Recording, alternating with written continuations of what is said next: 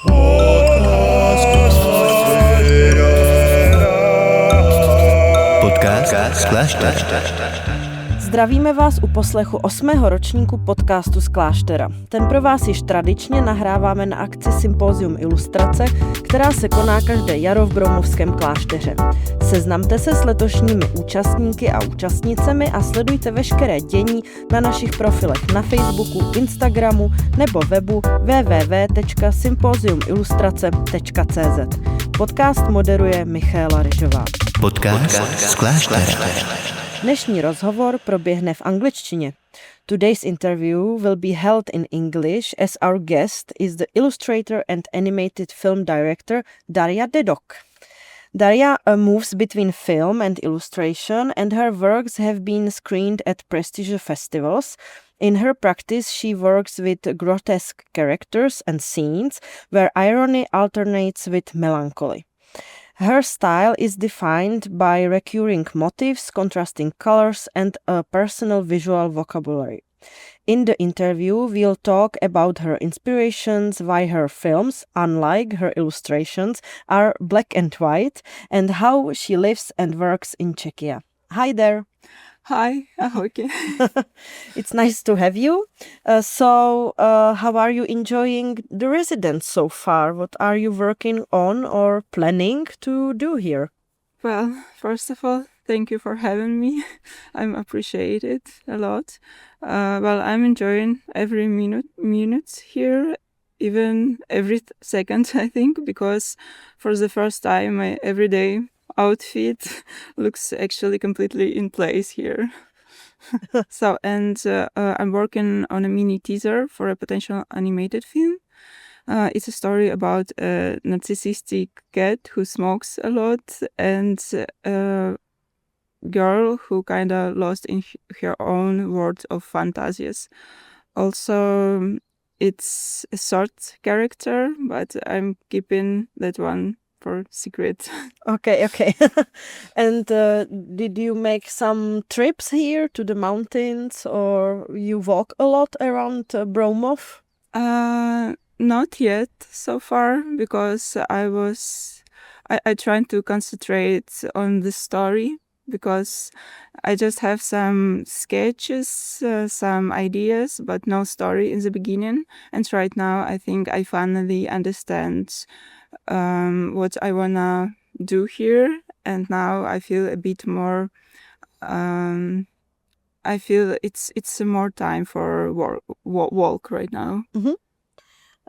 You are here at residency. We speak English, but you live in Czech Republic for some time now. When did you move to Czech Republic, and why? And how are you feeling here? Well, it's a short story, but I tend to tell it in a long way. So when I was 16 or 17, I was studying at the Academy of Arts in Minsk and became obsessed with French animation, especially the films of Alain Gagnol and Jean-Louis Felicioli. Mm-hmm. Excuse me, French people, from my pronunciation. But it's like film like Phantom Boy and yes, Cat in Paris. Cat in Paris, yeah. Yeah, and I found out they were working in the Falimage studio in Valence, and near the studio it's also an animation school, La Poutière. Mm-hmm. Sorry, my pronunciation is not the best part of myself. And from that moment, I've got obsessed to get in, and I spent a lot of time. It was probably I have only one goal, to get in this animation school for my master degree. And I work a lot on my portfolio, learning French, saving money. And I applied twice and got rejected both times. And it was big trauma for me. Mm-hmm. I was completely lost, and I don't know what to do next, because the only one a reason why I do animation films. It's just because I want to build some portfolio to get in. But and I don't even think what happened if I'm not, if it's not possible for me. Yeah, and then at the same time, I was accepted to Annecy Festival for a couple of times with a couple of my films. It was like nice thing, but I still traumatized with my rejection. So when I was in Annecy last time, I was very depressed because of this rejection, and I was crying, and I don't know what to do, and I have some extra money because of savings, and my dad live in Czech Republic, and I think on this time it was kinda revolution in Belarus or something like that. I don't remember. So I for some point I think it will be nice to live somewhere else, maybe for a couple of months. So I just find some studio for a couple of months through Airbnb on Prague 2, Vinograds. So I think it will be nice to live for a couple of months and maybe text my father like, "Hi, let's meet." Yeah, well, we were met twice maybe before my moving, and it will be nice to know him better, I think. So the reason why I moved to Czechia because of my father, and because I need some new background, I think. Yeah, and I was thinking to spend here maybe a couple of months, as I said, because of this Vinohrady 2 studio. And now it's almost 5 years, and I don't know how it happens. Yeah, and right now, I think I enjoy a lot being here. And I didn't expect...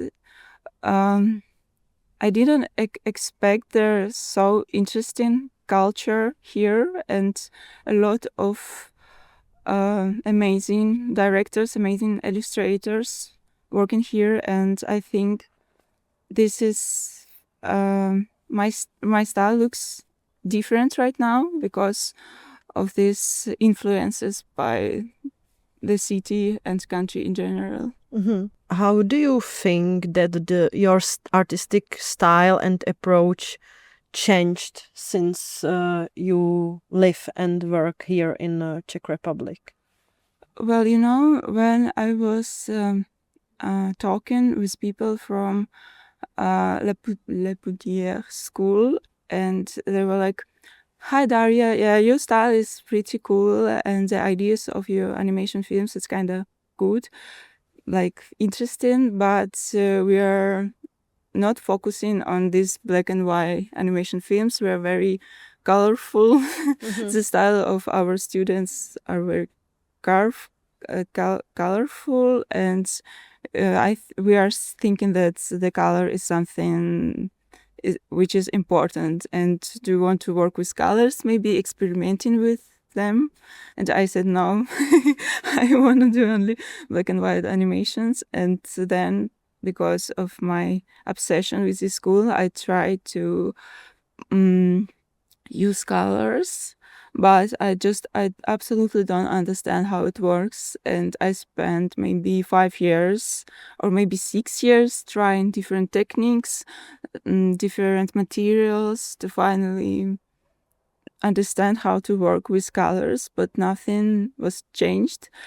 And I think where I moved to Czech Republic, my mindset starts changed a bit, because I used to be very melancholic, I had this tragic mindset, like Eastern Slavic tragic mindset. Everything is tragedy.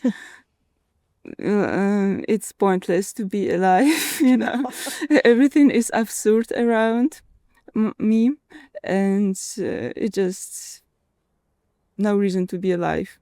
Yeah, and all this influenced by French writers and poets also make me feel, yeah, it's the only one way to be alive, to be depressed. And then I moved to Czechia, and the people here, they're kind of different. I mean, the world is absurd and maybe meaningless, but in my opinion, of course, people here, they're mostly not think that it's like a tragedy. They think it's kind of joke and see the world in more ironic and skeptic way. So when I start to when I pretending to be a very dramatic queen, somebody have super cool jokes about this, and I'm just like, oh right, it's not a tragedy, you know, we can joke about it. And now I think I'm not so depressed anymore. I just start joking more and see the world in more like skeptic and ironic way. And I don't know, you know, when I was younger, I pretend to look smart and pseudo-intellectual, I think. But right now I'm older and I just wanna be alive. I just wanna enjoy my life somehow, and whatever words looks absurd and meaningless, and it's a conflict everywhere. I need some piece of peace. No, I think it's great. It's like it's very good transformation, like from something dark to something to take the world and everything with more humor. And I'm surprised that Czech Republic influenced someone in that way. So that's a good good message. Yeah, you know, because of my obsession in Belarus, I spent a lot of years just being locked in my room. So reading all this poetry and being influenced by some classic movies. I really like the French New Way, and they're also kind of depressive mood. And here the people, they're not so much depressed and melancholic, and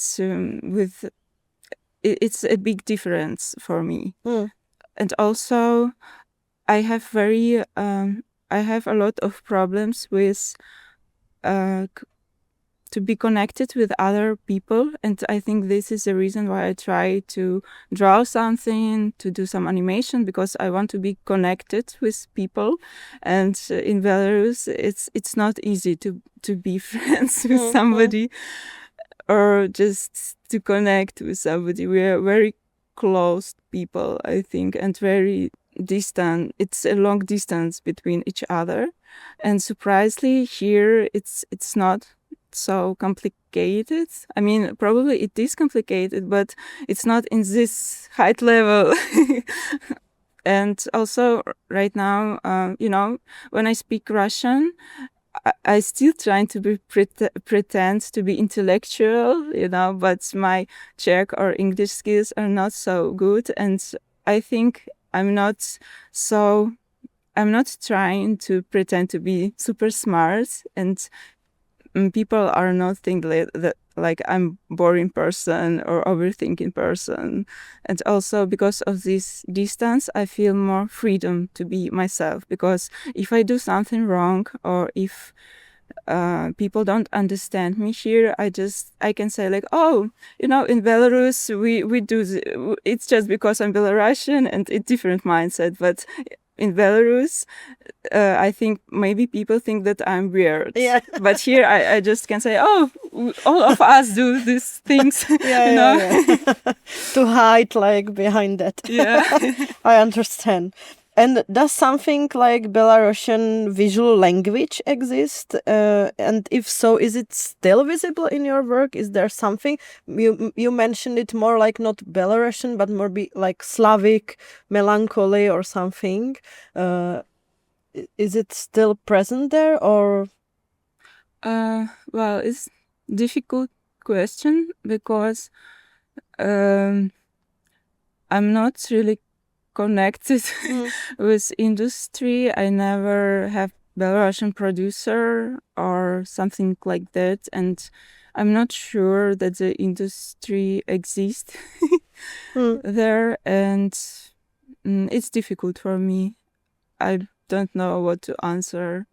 So maybe I can more ask about this poetry translate into your visual language, because you said that you draw inspiration from the French cursed poets, and so is this something which is visible on your work? Because I also saw that part you use a text as part of your films, that there is a text appearing as part of the picture.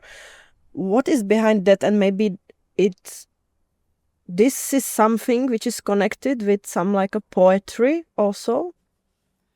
Well, I think I pretended to be smart when I said things about poetry and about the text as a part of the image. To be honest, I'm quite anxious about me being misunderstood, so I tend to over-explain everything. And about poetry, it's difficult to answer. I really like François Villon. It's 15th century French poet. And the world he tried to explain through his poetry, it's very connected on how I feel. And it's really good feeling to be connected with somebody somehow.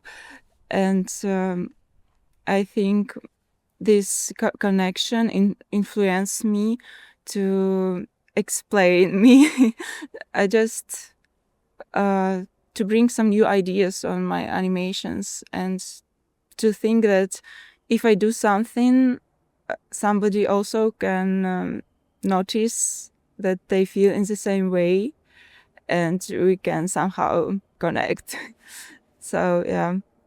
And also about poetry, I'm not sure that if I influenced by poetry itself, because my French skills are not so good, let me say. Maybe I'm obsessed with interpretation of translators, which is also kind of funny. Yeah. So I don't know how if it's visible or not, but it's something which makes me feel better in my everyday life. Yeah. Yeah. And you stand between worlds of animation and illustration. How we talk, I think that maybe I know the answer, but which one do you identify with more? Well, I used to identify only with animation, and illustration was something I did when I was too lazy to animate. But just one frame, right? Yeah, exactly. But now I don't really identify with either. I probably identify myself with the main character of Permanent Vacation movie by Jim Jarmusch. So this movie is about a guy who don't know what to do, just walking around without any ideas. Because after my big French rejection, I stopped draw for a couple of years and stopped animate because I lost the point. And now I start to animate more and illustrate. Well, it's not, as I said, it's not illustration. It's more like concepts for possible future animation films. So yeah, I just kind of lost right now, but trying to start doing something again. But it feels like really heavy how you talk about it, that this rejection had such a big influence on your like artistic vision and even like a joy from to make art, which is really, it feels heavy. And did you think about to like go to another school, or it was such a big dream that it really like broke you to the pieces?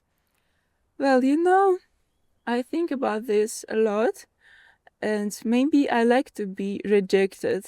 Oh, you're cursed animator. Yeah. Like one of your poets. Yeah. I think I like to be tragic, to walk in the early morning with this face, with this face full of pain, and to be not accepted anywhere, and to pretend to be a very lonely person. Maybe I like it, I don't know. Well, before this big French thing, I was obsessed with MOME. Mm-hmm. It's an animation school in Hungary, because I think I remember this moment when I saw Rekabuchi film, Symphony number 42, I think. Mm-hmm. And I think it was the biggest influence in my life, because before this animation, I thought that the animation is something for kids. I mean, I enjoy it, but I think it's something for kids, and it's nice to do something like that, but it's not connected with my own inner world. But after, also, I'm struggling a lot with script writing, because I don't know what I want to talk about before I start doing something, because before I start drawing. And it's also a big pain if you want to have some producer and need to explain your idea, and I don't have any idea in the beginning. And it's also, I don't know what to do about this. And yeah, about Rekabuchi, her film, for the first time I understand that the animation, it's not, it could be something, it could be something like diary. Mm-hmm. I can explain how I see the world in this medium, and not to be rejected by society. For example, as I said, I'm very anxious person, like extremely anxious, and it's a big pressure inside myself. And when I think that it's impossible to be alive anymore, I have few things I can do, like I can run and feel a bit better, and I can draw something, also can feel, and it make me feel better, or animate something, and it's also make me better. And also because of this inner pressure, inner anxious, I think I easily can be like alcoholic or drug addict.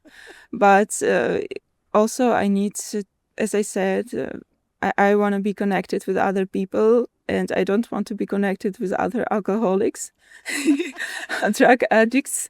So I choose the animation way to explain myself, and to be kind of accepted in society, because I think I don't have other ways to be connected.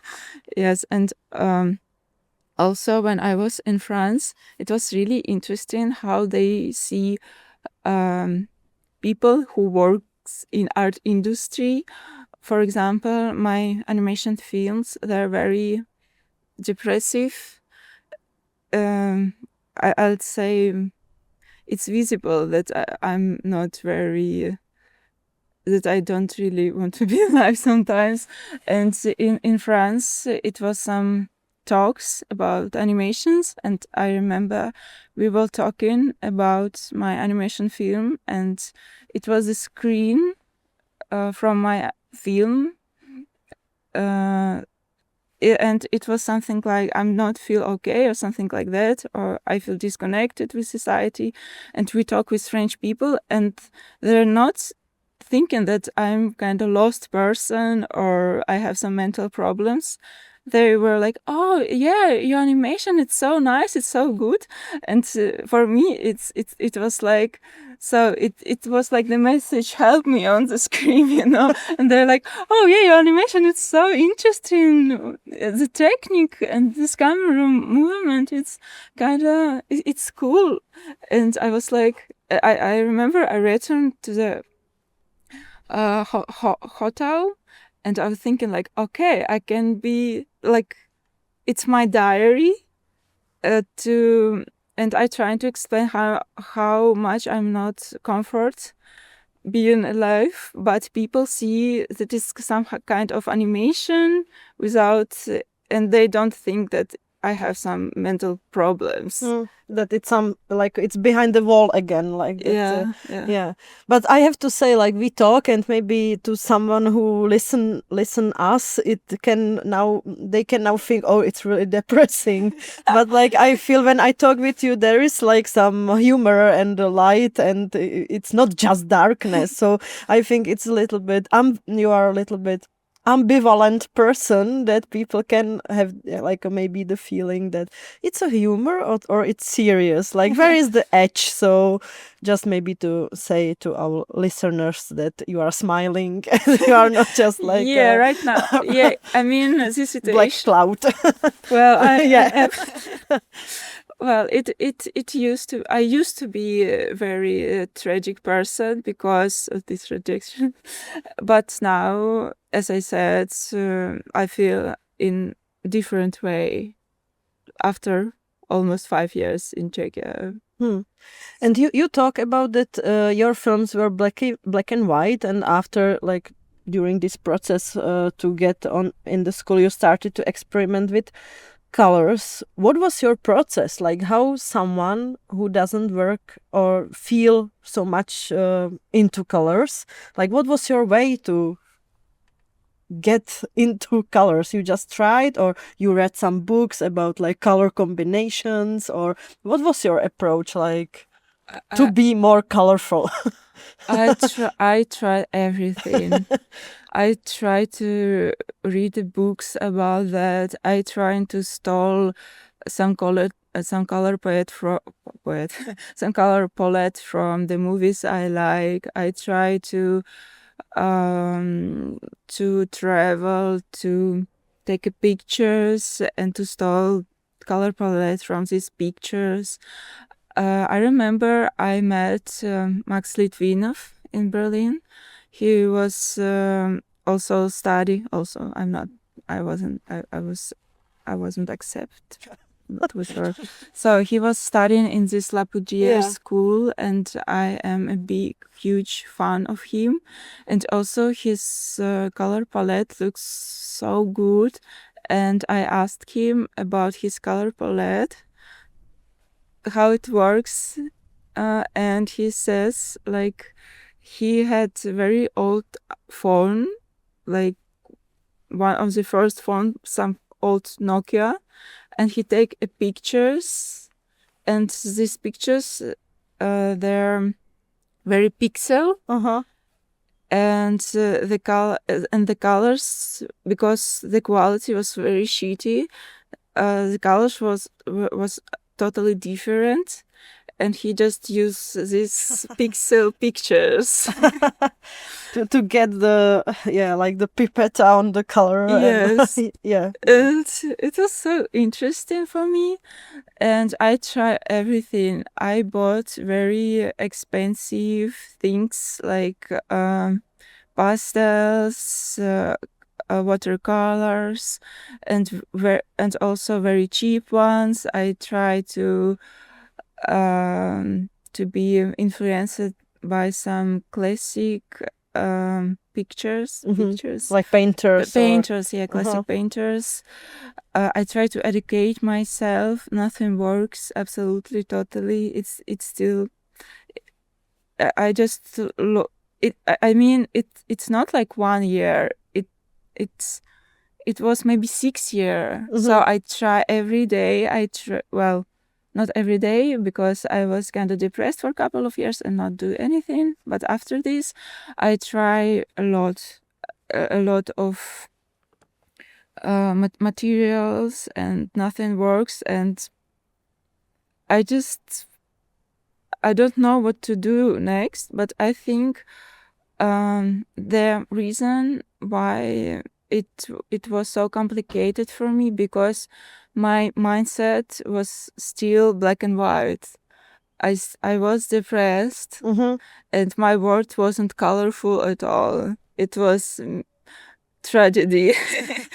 Maybe I like to be in tragedy, to pretend to be this like background cool character with face full of pain. But then my mindset started to be more ironic, more skeptic, and right now I think my mindset is different. And after this depressive time, I feel I'm start be alive again, and I feel like a child, like a naive child in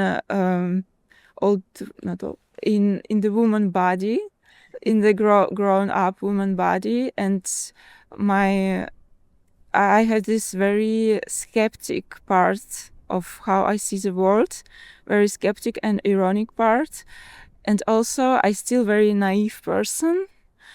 And because I lost all of my years being depressed, right now I feel like I'm 16 again. Okay. And I enjoy everything, every color outside, and I really like to talk to people, to be influenced by something, and it makes me feel so happy.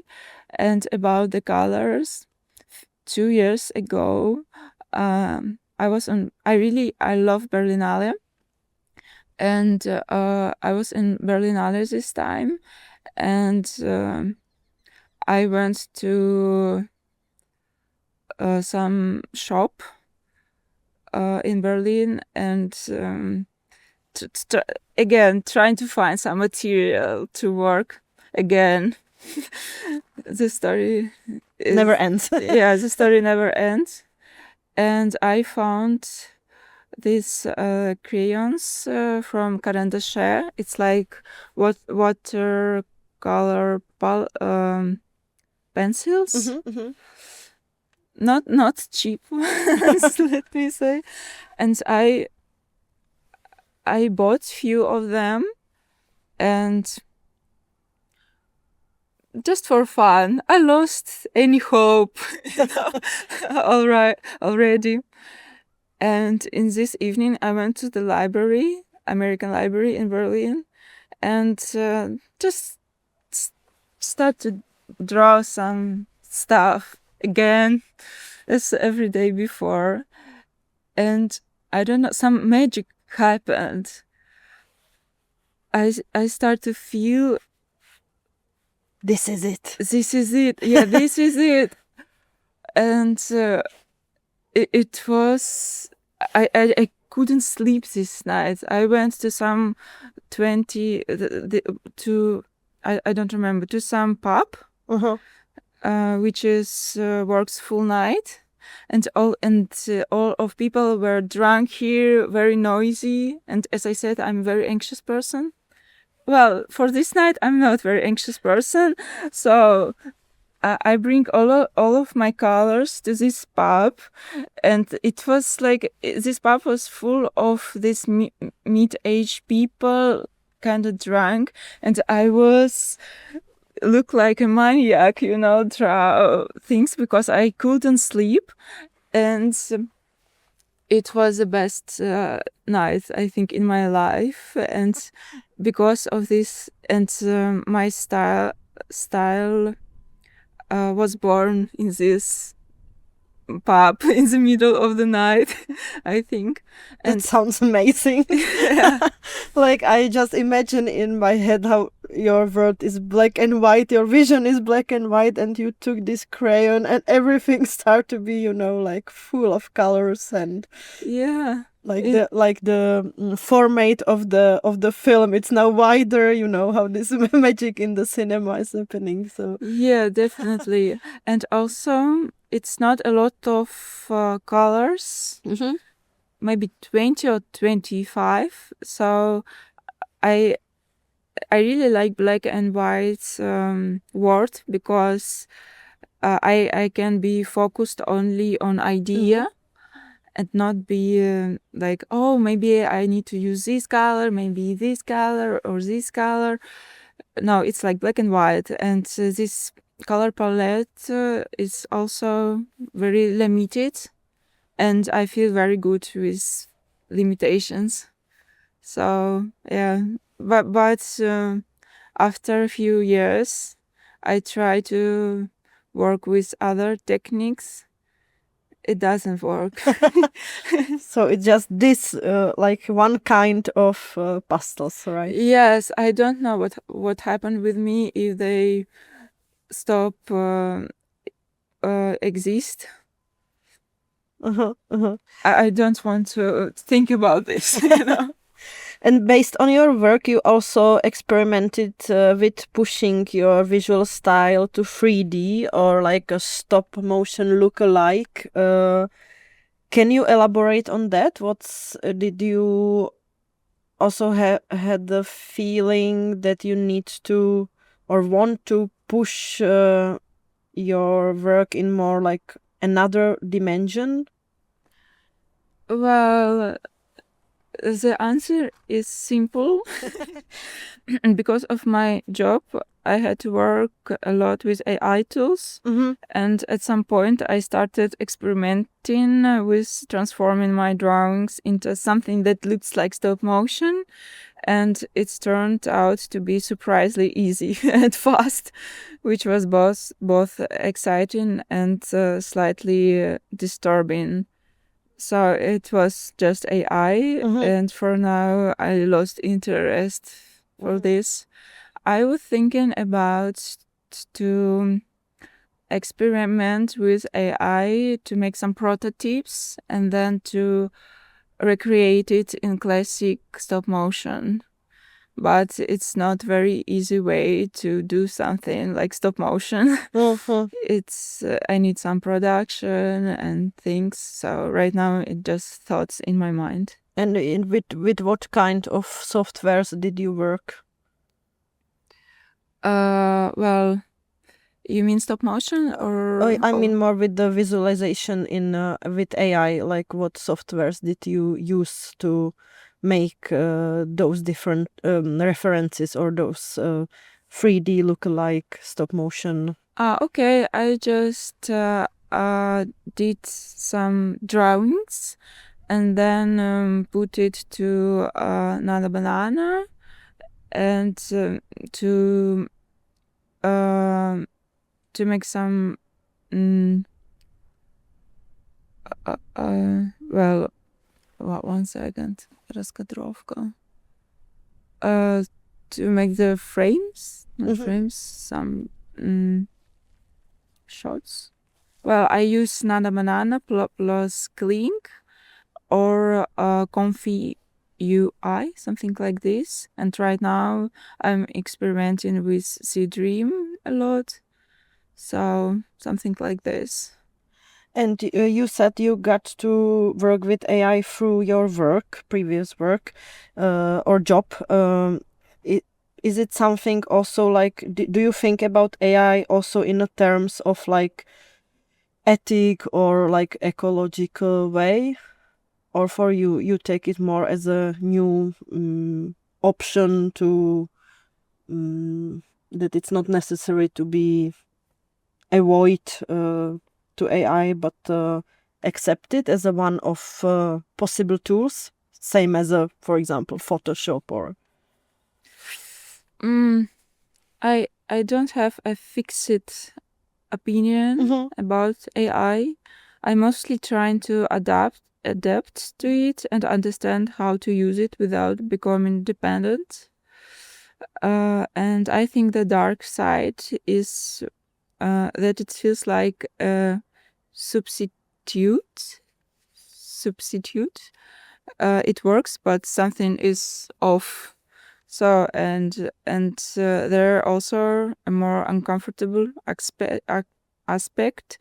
The system learn your behavior and can influence your decision in ways that they're hard to notice, and this part feels dangerous. And about ecological aspect, it's very bad situation. I just don't know how to fix it, to be honest.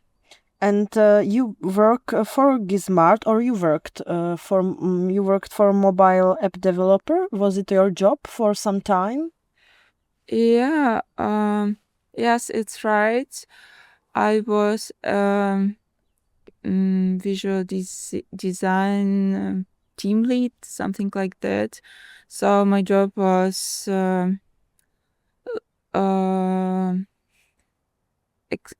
was work with AI and to bring my ideas to promote some apps. And I left my job a few months ago because I need some rest. And now I'm thinking about what I wanna do. I had some meeting with zero gravity distribution, I think. And not because of my animation ambitions, where we'll talk about their marketing strategy, basically. But in the end of the meeting, it was some silence minute. I think it was the minutes when I should say, okay, thank you, bye, but I don't. And it was kind of uncomfortable minutes. And the one of the people who works there, actually they have really beautiful office in Prague 7. He's like, oh, you're a film director, right? And I was like, oh yeah. And they're like, oh, but by some accidents we're like producing some animation films. And I was like, oh, seriously? Nice to know. Yeah. And they're like, well, if you have some idea, maybe we can discuss it. Yeah. And finally I said like, okay, so I'll go, thank you for this. But well, they said like, oh, you have your films in Annecy Festival, so it's kind of huge thing, and maybe we can talk about possible future projects. But I'm not sure. I think maybe they try to be polite on this moment, but in my world they are very interested into work with me, into my world. And I'm thinking about pitching some idea. Also, after the Annecy Festival, I had some opportunity work with producers. Also because of La Poudrière school, they were like, when they reject me, they says like, oh, you already have your films in Annecy Festival, it's kind of good, and you know there some producer who might be interested into your work, and we can connect you with them. And I thought like, okay, it's like something polite to say to people they want to reject. But after some time we had some discussion with French producers about possible work, and they says like, oh yeah, we remember you because these guys from La Poudrière school, they told us about you. And I was like, oh, seriously? So it's not just polite things they said to me? Yeah. And we were talking about possible support. it's not like, oh, you can say anything to us and we give you money. It was more about discussion, but I was so depressed. And also, when I was a student, I'm absolute. I don't know. I just want to build a portfolio, and I was fearless. I'm not being prepared to Honesty Festival or some Vimeo recognitions. And now, after I felt this way, like I'm film director now, I start to understand that I'm like imposter. I don't know what to do. I'm not even skilled enough to make some animation films, and I don't deserve to have a producer, And all of my ideas that I had, they weren't good enough to discuss with somebody, and also I don't want to work on this black and white style because I don't feel connected with this style anymore. But I don't have anything else to show, so I just ignored them. And but I think that you start with that you learn from living here to have more irony and humor, and I think that now it's time to maybe stop to doubt yourself too much and also start to believe that maybe people are not just polite, but they really want to work with you or help you. It's a next step. Like you got the humor, and now you need to get the confidence. yeah, maybe you're right. And also, I spent so many years doing some like design stuff or whatever, and I mean, I have education as a film director, not an animator or not a designer, but basically I work as a designer for maybe 8 years. Somehow I don't know anything about this. And somehow I get a job, and I know a lot about film directing and illustrations, and maybe it's time to switch, which is not easy because, for example, I was really influenced by Vimeo, and right now it feels like completely dead, and because of these social media things, it feels like industry it's not so big, and people don't have this interest into animation. It feels like people who work in animation industry, they basically work for each other mostly. It feels like, and I'm also scary. Like if I have some idea and finally start work with this idea, and in a couple of years maybe it's no industry anymore, Well, I don't think it's happened, but I all the time I try to be part of the industry, but right now I think the industry needs huge support itself. But I think that what can I say from perspective of Czech animation, it's still on the rise because there is so many projects going on, and I think that the industry is strong in that way. I think the most like exported stuff for films on festivals and awarded ones and with success on international scene, it's animation, like Czech animation. So I think don't worry about that. I think. Well, maybe. It's interesting to know, And did you have a chance also to maybe connect more with the Czech illustration or animation scene? Do you have maybe some favorite artist here who inspired you? Yes, of course. Couple, maybe 2 years ago, something like that, my friend invited me to Umprum open screening.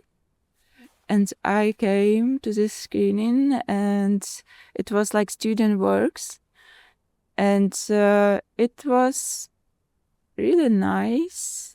I was like, oh, the colors, it's very nice. The characters looks amazing, and it's cute ones, and well, interesting.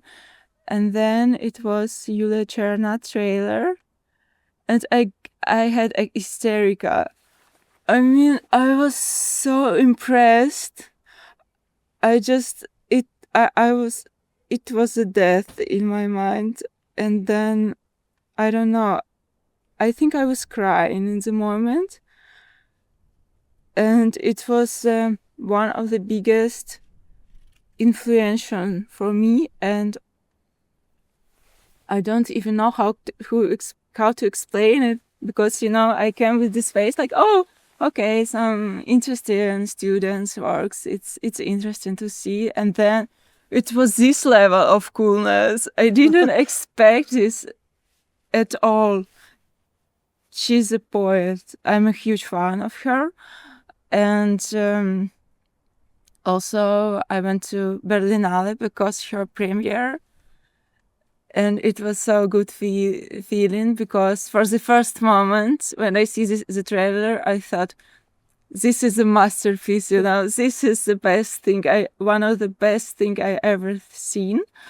And then this Berlinale big premiere, and I think, I know it. It's so good. Yeah, and Julia Cherna as a person, she's so cool and super nice person, because some animation directors, maybe they try to create their own, as me for example, their own world, because sometimes it's difficult to talk with animation directors. It feels like they live in their own world for a bit, but she's so open, and she has this super good vibe. And I'm very excited to see her next animation. She's the best. And also, I really like Nikola Logosova. This is right? Yes. Cool. And I have a couple of her books. And also the one about darkness. Tma, something like this, something about darkness. And it was the gift from my father to my birthday, this book. And right now, after a couple of years, it's look very old because I bring it everywhere, and it's not in a good representative. It's lost their representative look right now.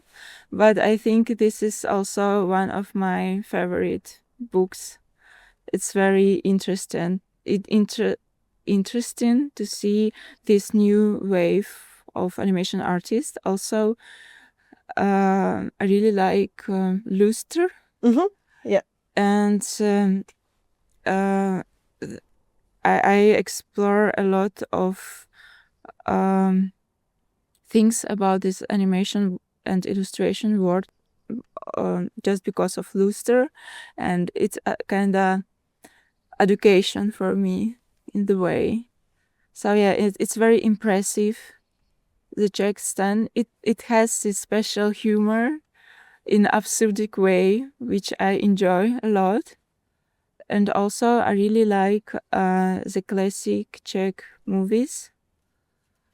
And I think the first influence for me before I came to Czech Republic, it was Kytica, this film from 2000. It's kind of old movie. Yeah. And I still into it. I have one Czech friend that is better than nothing, and she lives in Berlin, and Hi, Susanna. And we see this this film every time I came to her place, and sometimes twice. And I think this is one of the hugest influence for me. Yeah, it's very interesting. I just trying to remember some names and surnames which I prepared, and I of course don't remember anything. No, I think that you mentioned a lot. Yeah. Okay. Vera Chytilova. Yeah. My daisies and yeah. My father, he's a huge fan of her, and he kind of educate me a lot, and we see a lot of some Czech movies with him as well. And Vera Chytilova, she's one of his favorite directors. Okay, Daria. That's, I think, everything for now. Thank you very much for a really interesting talk. It was nice to get to know you better, and I wish you best of luck and a lot of polite people around you, which will, I hope, give you confidence to rise again and make maybe another movie. Thank you a lot. Podcast z kláštera.